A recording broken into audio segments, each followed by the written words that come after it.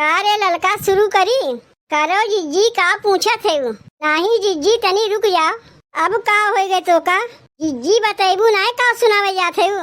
बताए तो हई तो का की अवधि लोकगीत सुनावे जाते। शुरू करो जिज्जी, बहुत देर होत बा।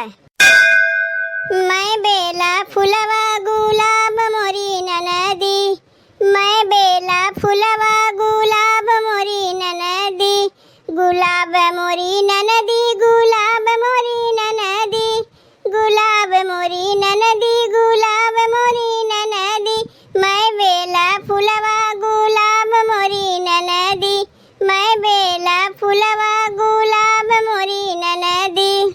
फुलवा तुड़ल गईली वही फुलवरिया, वही फुलवरिया हो वही फुलवरिया, फुलवा तोड़न गईली वही फुलवरिया, वही फुलवरिया हो वही फुलवरिया, मलिया के ऊपर आलो भाई गईन ननदी, मलिया के ऊपर आलो भाई गईन ननदी, मैं बेला फुलवा गुलाब मोरी ननदी, मैं बेला फुलवा गुलाब मोरी ननदी।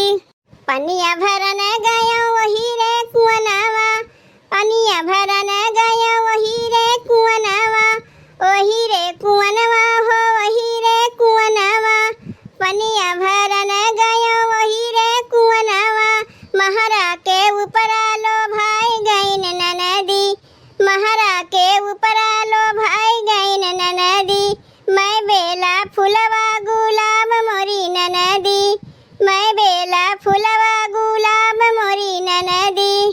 कपड़ा धोवन गयो साथ गई ननदी, कपड़ा धोवन गयो साथ गई ननदी, साथ गई ननदी हो साथ गई ननदी, कपड़ा धोवन गयो साथ गई ननदी, धोबिया के ऊपर आलो भाई गईन ननदी, धोबिया के ऊपर आलो भाई गईन ननदी, मैं बेला फुलवा गुलाब मोरी ननदी, मैं बेला फुलवा गुलाब मोरी ननदी, गुलाब मोरी ननदी, गुलाब मोरी ननदी, गुलाब मोरी ननदी, गुलाब मोरी ननदी, मैं बेला फुलवा गुलाब मोरी ननदी, मैं बेला फुलवा गुलाब मोरी ननदी।